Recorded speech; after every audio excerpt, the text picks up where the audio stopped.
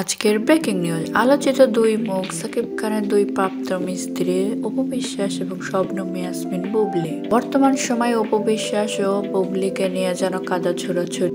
বুবলি নাকি এক সাক্ষাৎকারে বলেছেন, অপু বিশ্বাস তো আমার অনেক সিনিয়র, সেটা নিয়ে যেন নেট দুনিয়ায় তোলপাড়। উনি এক জায়গায় ভাই বলতেছে অপু বিশ্বাস উনি আমার অনেক সিনিয়র।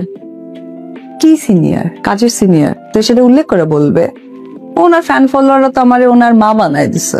এটা শোনার পর থেকে বুবলিকে যেন অপু বিশ্বাস যা তা বলে গালিগালাজ করছে। তাতে বুবলিও পাল্টা জবাব দিয়েছে, বাট বেবি কেন এত তাড়াতাড়ি নিতে হলো?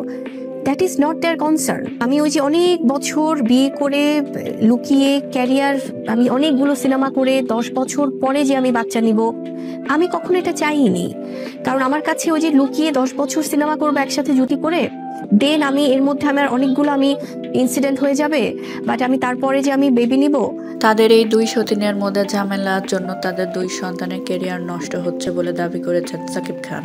ভিডিওটা ভালো লাগলে লাইক এবং সাবস্ক্রাইব করে পাশে থাকবেন।